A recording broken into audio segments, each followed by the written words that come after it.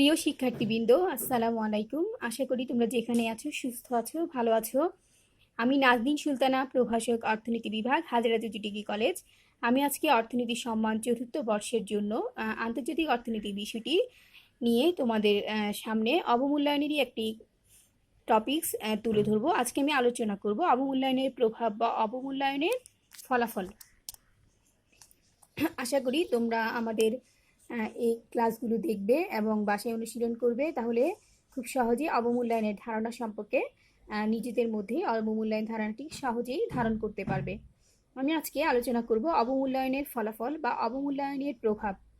বিদেশি মুদ্রার তুলনায় নিজ দেশের মুদ্রার মান কমানোর ফলে কমানোকেই বলা হয় মুদ্রার অবমূল্যায়ন। মুদ্রার অবমূল্যায়ন এর ইংরেজি প্রতিশব্দ হচ্ছে ডিভ্যালুয়েশন, অর্থাৎ বিদেশি মুদ্রার তুলনায় যখন নিজ দেশের মুদ্রার মানকে কমানো হয় সেটাই হচ্ছে মুদ্রার অবমূল্যায়ন। এই মুদ্রার অবমূল্যায়নের ফলে অর্থনীতিতে যে প্রতিক্রিয়া সৃষ্টি হয় তাকেই বলা হয় মুদ্রার অবমূল্যায়নের প্রভাব বা ফলাফল। আসো আমরা এখন মুদ্রার অবমূল্যায়নের যে প্রভাব বা ফলাফল আছে সেগুলো নিয়ে আলোচনা করব। মুদ্রার অবমূল্যায়নের যে ফলাফল আছে সেখানে আমরা 12টি পয়েন্ট দেখতে পাই।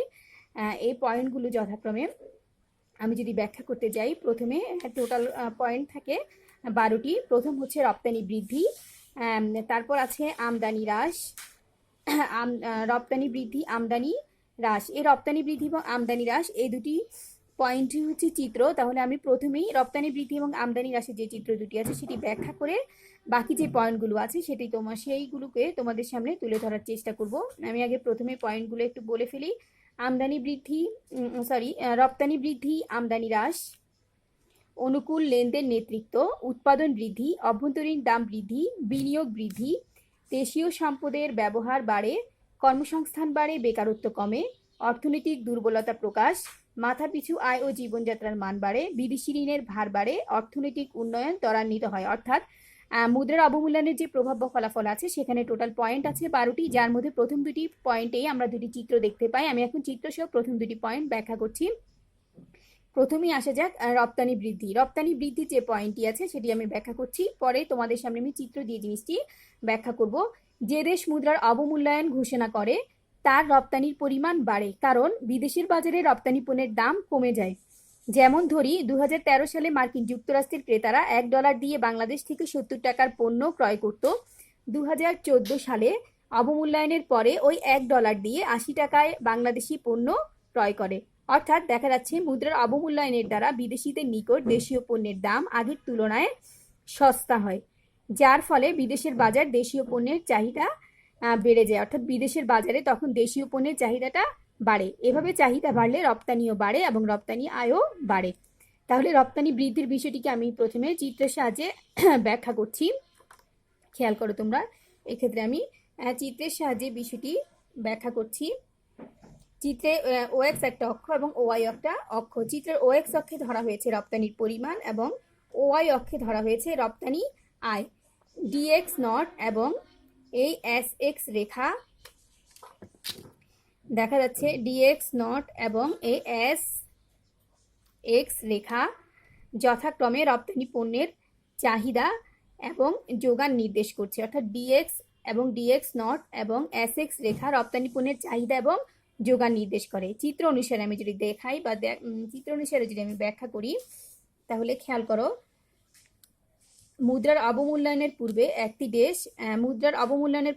দেশ ও এম পরিমাণ পণ্য রপ্তানি করছে। অর্থাৎ ও এম পরিমাণ পণ্য মুদ্রার অবমূল্যায়নের পূর্বে সে রপ্তানি করছে এবং ও আর এ এম পরিমাণ আয় করছে। অর্থাৎ মুদ্রার অবমূল্যায়নের পূর্বে দেশটি ও এম পরিমাণ পণ্য রপ্তানি করছে এবং ও আর এ এম একটা চতুর্ভুজের মতো অংশ আছে যেটাকে আমরা দেখতে পাচ্ছি, ও আর এ এম পরিমাণ আয় করছে। এখন মুদ্রার অবমূল্যায়নের ফলে রপ্তানি পণ্যের চাহিদা যদি বিদেশের মাটিতে বেড়ে যায়, তাহলে চাহিদা রেখাটি ডিএক্স নট থেকে ডানে, অর্থাৎ চাহিদা রেখাটি ডিএক্স নট থেকে ডানে সম্প্রসারিত হবে বা ডানে শিফট করবে বা ডানে স্থানান্তরিত হয়ে যাবে ডিএক্স ওয়ান। চিত্র অনুসারে এক্ষেত্রে রপ্তানির পরিমাণ আগে ছিল ও এম, কিন্তু মুদ্রার অবমূল্যায়নের পরে সেটা হয়ে যাবে ও এম থেকে বেড়ে ও এম ওয়ান এবং রপ্তানি আয়ও আগের তুলনায় বেড়ে যাবে। আগে ছিল ও আর এ এম, এখন হয়ে যাবে ও আর ওয়ান বি এম ওয়ান। সুতরাং দেখা যাচ্ছে মুদ্রার অবমূল্যায়নের ফলে বিদেশের বাজারে রপ্তানি পণ্যের চাহিদা বৃদ্ধির কারণে রপ্তানির পরিমাণ এবং রপ্তানি আয় উভয়ই বৃদ্ধি হচ্ছে, অর্থাৎ উভয়ই বৃদ্ধি পাচ্ছে বা উভয়ই বেড়ে যাচ্ছে। এতক্ষণ আমরা রপ্তানি বৃদ্ধির যে পয়েন্টটি ছিল সেটি ব্যাখ্যা করলাম। এখন আমরা ব্যাখ্যা করব আমদানি হ্রাস। এখন আমরা বৃদ্ধি ব্যাখ্যা করব আমদানি হ্রাস। মুদ্রার অবমূল্যায়নের ফলে বা মুদ্রার অবমূল্যায়ন করলে দেশীয় মুদ্রায় বিদেশ থেকে আমদানিকৃত পণ্যের দাম বৃদ্ধি পায়। অর্থাৎ একই পরিমাণ বিদেশি পণ্য ক্রয় করতে পূর্ব অপেক্ষা বেশি পরিমাণ দেশীয় মুদ্রায় ব্যয় করতে হয়। ধরি মুদ্রার অবমূল্যায়নের আগে 70 টাকা দিয়ে $1 পাওয়া যেত, কিন্তু মুদ্রার অবমূল্যায়নের পরে 80 টাকা দিয়ে $1 পাওয়া যাচ্ছে। অর্থাৎ একই পরিমাণ বিদেশি মুদ্রার জন্য বেশি পরিমাণে দেশি মুদ্রা ব্যয় হচ্ছে, ফলে বিদেশ থেকে আমদানিকৃত পণ্যের দাম বৃদ্ধি পাচ্ছে। এ অবস্থায় পূর্বের 70 টাকার আমদানি পণ্য এখন 80 টাকায় ক্রয় করতে হচ্ছে। দাম বাড়লে আমদানি পণ্যের চাহিদা কমে, আমদানির পরিমাণ কমে এবং আমদানি ব্যয় কমে। এই বিষয়টি আমরা এখন চিত্রের সাহায্যে ব্যাখ্যা করব। তোমরা চিত্রটি দেখতে পাচ্ছ। এই বিষয়টি আমরা এখন চিত্রের সাহায্যে ব্যাখ্যা করব। দেখো, এখানেও চিত্রের ক্ষেত্রে আমদানি হ্রাসের যে চিত্রটি আছে সেটিতে দেখো ভূমি অক্ষে আমদানির পরিমাণ এবং লম্ব অক্ষে ধরা হয়েছে আমদানি ব্যয়, অর্থাৎ OX অক্ষে আমদানির পরিমাণ এবং লম্ব অক্ষে ধরা হয়েছে আমদানি ব্যয়। DM নট, অর্থাৎ এই যে DM নট এবং DM1 যথাক্রমে আমদানি পণ্যের চাহিদা রেখা এবং SM নট যথাক্রমে আমদানি পণ্যের যোগান নির্দেশ করছে। চিত্র অনুসারে মুদ্রার অবমূল্যায়নের পূর্বে আমদানির পরিমাণ হচ্ছে OM নট, অর্থাৎ অবমূল্যায়নের পূর্বে আমদানির পরিমাণ হচ্ছে OM নট বা OM0, যেটাকে আমরা পড়ি OM নট, এবং মোট আমদানি ব্যয়ের পরিমাণ হচ্ছে OR নট। এখানে আমি কিছু বিন্দু দেইনি, এখন দিয়ে দিচ্ছি। OR নট A এবং M নট, এটা হচ্ছে E A এই বিন্দু, এটা হচ্ছে B বিন্দু। তাহলে আমি যদি বলি, আমি বিষয়টিকে প্রথম থেকে আবার ব্যাখ্যা করছি। চিত্র অনুসারে মুদ্রার অবমূল্যায়নের পূর্বে আমদানির পরিমাণ হচ্ছে OM নট এবং মোট আমদানি ব্যয়ের পরিমাণ হচ্ছে OR not A M not. এখন মুদ্রার অবমূল্যায়নের ফলে DM নট যে রেখাটি আছে সেটি বাম দিকে স্থানান্তরিত হয়েছে। সেটি কোথায় শিফট করেছে? বামে শিফট করে হয়েছে DM1। চিত্র অনুসারে আমদানির পরিমাণ এখন OM নট থেকে কমে OM1 এ হ্রাস পায় এবং আমদানি ব্যয় হ্রাস পেয়ে দাঁড়াচ্ছে OR1 BM1। সুতরাং দেখা যাচ্ছে মুদ্রার অবমূল্যায়নের ফলে দেশের বাজারে আমদানি পণ্যের চাহিদা কমার ফলে আমদানির পরিমাণ এবং মোট আমদানি ব্যয় উভয়ই হ্রাস পায়। তাহলে শিক্ষার্থী বন্ধুরা, প্রথমে আমরা যে দুটি পয়েন্ট দেখলাম সেটি আমরা ব্যাখ্যা করেছি। অর্থাৎ মুদ্রার অবমূল্যায়নের যে ফলাফল সেটি প্রথমেই ছিল রপ্তানি বৃদ্ধি, দ্বিতীয়টি ছিল আমদানি হ্রাস। এরপরে কিছু আরও অনেক পয়েন্ট রয়েছে, যেমন আমি তখন বলেছিলাম অনুকূল লেনদেন উদ্বৃত্ত। 3 নম্বরে যে পয়েন্ট আছে দেখো, সেটা হচ্ছে অনুকূল লেনদেন উদ্বৃত্ত। আমি অনুকূল লেনদেন উদ্বৃত্তটা এখন ব্যাখ্যা করছি। একটি দেশের মুদ্রার অবমূল্যায়ন ঘোষণা করা হলে দেশটির রপ্তানি বৃদ্ধি পায় এবং আমদানি হ্রাস পায়। আমি এখন তোমাদেরকে ব্যাখ্যা করছি এই পয়েন্টটি, অনুকূল লেনদেন নেতৃত্ব। খেয়াল করো, একটি দেশ মুদ্রার অবমূল্যায়ন ঘোষণা করলে দেশটির রপ্তানি বৃদ্ধি পায় এবং আমদানি হ্রাস পায়। এভাবে রপ্তানি বৃদ্ধি এবং আমদানি হ্রাসের মাধ্যমে বিবেচ্য দেশের লেনদেন উদ্বৃত্তে অনুকূল প্রভাব দেখা দেয়।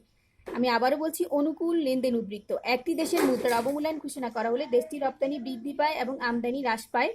এভাবে রপ্তানি বৃদ্ধি এবং আমদানি হ্রাসের মাধ্যমে বিবেচ্য দেশের লেনদেন উদ্বৃত্ত অনুকূল প্রভাব দেখা দেয়। এখন আসা যাক উৎপাদন বৃদ্ধি। মুদ্রার অবমূল্যায়নের ফলে রপ্তানি বৃদ্ধি পায়। এই বাড়তি রপ্তানির জন্য উৎপাদন বাড়ানোর দরকার হয়। তখন অবমূল্যায়নের পর দেশের অভ্যন্তরে আমদানি পণ্যের চাহিদা হ্রাস পায়, ফলে আমদানি বিকল্প পণ্যের উৎপাদন বৃদ্ধি পায়। এভাবেই মুদ্রার অবমূল্যায়ন একটি দেশের উৎপাদন বৃদ্ধিতে সহায়তা করে। এবার আসা যাক অভ্যন্তরীণ দাম বৃদ্ধি। মুদ্রার অবমূল্যায়ন দ্বারা দেশের অভ্যন্তরে পণ্যের দাম বাড়ে, কারণ অবমূল্যায়নের ফলে দেশীয় মুদ্রার বিনিময় মূল্য কমে যায়। আমদানিকৃত পণ্যের দাম বাড়ে। এছাড়াও বেশি দামে কাঁচামাল বা মূলধন সামগ্রী আমদানি করা হয়, যা শিল্পে ব্যবহৃত হয় এবং শিল্পের উৎপাদন ব্যয় বেড়ে যায়। উৎপাদন ব্যয় বাড়লে দেশের অভ্যন্তরে উৎপাদিত পণ্য সামগ্রীরও দাম বেড়ে যায়। তাহলে আমরা এই পর্যন্ত 5টা কারণ ব্যাখ্যা করলাম, যেগুলো ছিল রপ্তানি বৃদ্ধি, আমদানি হ্রাস, অনুকূল লেনদেন উদ্বৃত্ত, উৎপাদন বৃদ্ধি, অভ্যন্তরীণ দাম বৃদ্ধি। এখন আসা যাক বিনিয়োগ বৃদ্ধি। মুদ্রার অবমূল্যায়নের ফলে একদিকে রপ্তানি বাড়ে, অন্যদিকে আমদানি, একদিকে রপ্তানি বাড়ে। এখন আমি আলোচনা করছি বিনিয়োগ বৃদ্ধি। মুদ্রার অবমূল্যায়নের ফলে, খেয়াল করো আমি আবার বলছি, মুদ্রার অবমূল্যায়নের ফলে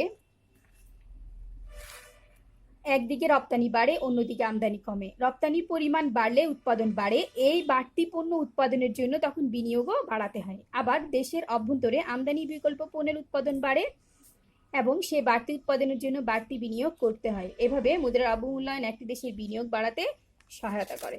এখন আসা যাক 7 নম্বর পয়েন্টে। 7 নম্বর পয়েন্ট ছিল দেশীয় সম্পদের ব্যবহার বাড়ে, অর্থাৎ দেশীয় সম্পদের ব্যবহার কিভাবে বাড়ে আমি সেটা ব্যাখ্যা করছি। মুদ্রার অবমূল্যায়নের ফলে অবমূল্যায়নকারী দেশের সম্পদের সর্বোচ্চ ব্যবহার নিশ্চিত হয়, অর্থাৎ মুদ্রার অবমূল্যায়ন দেশের অভ্যন্তরীণ সম্পদের ব্যবহার বৃদ্ধি করে, যা দেশীয় সম্পদের ব্যবহার বাড়ায়। এখন আসা যাক 8 নম্বর পয়েন্ট, কর্মসংস্থান বাড়ে, বেকারত্ব কমে। মুদ্রার অবমূল্যায়নের ফলে একটি দেশের রপ্তানি বাড়ে, রপ্তানি বাড়লে উৎপাদন বাড়ে, উৎপাদন বাড়াতে হলে বিনিয়োগও বাড়ে, আর বিনিয়োগ বাড়লেই সেই দেশের কর্মসংস্থান বাড়ে, আবার বেকারত্ব বাড়ে। এখন আসো 9 নম্বর পয়েন্টে, অর্থনৈতিক দুর্বলতা প্রকাশ।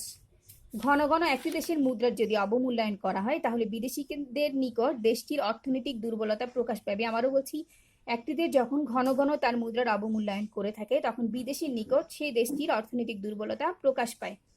এতে অবমূল্যায়নকারী দেশের অর্থনীতিতে 2 ধরনের ক্ষতি হতে পারে, যেমন 1, দেশের জনগণ ভয় পেয়ে মূলধন দেশের বাইরে পাচার করতে পারে, এবং নাম্বার 2, বিদেশিরা বিনিয়োগ করতে সাহস পায় না, যার ফলে অর্থনীতি ক্ষতির সম্মুখীন হয়। এখন আসা যাক 10 নম্বর পয়েন্টে, মাথাপিছু আয় ও জীবনযাত্রার মান বাড়ে। অর্থাৎ যখনই মুদ্রার অবমূল্যায়ন করা হয় তখন সেই দেশটির মাথাপিছু আয় ও জীবনযাত্রার মান বাড়ে। মুদ্রার অবমূল্যায়নের ফলে বিবেচ্য দেশে উৎপাদন ও কর্মসংস্থান বাড়ে, মানুষের ক্রয় ক্ষমতা বাড়ে। কর্মসংস্থান বৃদ্ধি পেলে মানুষ তাদের মৌলিক প্রয়োজনীয় চাহিদা পূরণ করতে সক্ষম হয়, ফলে বিবেচ্য দেশের জনগণের জীবনযাত্রার মান উন্নত হয়। এক্ষেত্রে আরো 2টি পয়েন্ট বাকি আছে যেটা আমরা এখন আলোচনা করবো, সেটা হচ্ছে বিদেশি ঋণের ধার বাড়ে, অর্থাৎ বিদেশি যে ঋণ আছে সেটি বেড়ে যায়। মুদ্রার অবমূল্যায়নকারী দেশ বিদেশ থেকে ঋণ গ্রহণ করলে দেশটি ঋণের সুদ এবং আসল টাকা পরিশোধের জন্য দেশীয় মুদ্রায় অধিক পরিমাণ অর্থ ব্যয় করতে হয়। আমি আবারও বলছি, মুদ্রার অবমূল্যায়নকারী দেশ বিদেশ থেকে ঋণ গ্রহণ করলে দেশটি ঋণের সুদ এবং আসল টাকা পরিশোধের জন্য দেশীয় মুদ্রায় অধিক পরিমাণ অর্থ ব্যয় করতে হয়। যেমন $1 সমান 70 টাকার পরিবর্তে $1 সমান 80 টাকা হলে পূর্বে গৃহীত ঋণ $1 বিপরীতে বর্তমানে 70 টাকার পরিবর্তে 80 টাকা দ্বারা পরিশোধ করতে হবে। অর্থাৎ মুদ্রার অবমূল্যায়নের ফলে বিদেশি ঋণের আর্থিক ভার ও প্রকৃত ভার বৃদ্ধি পায়।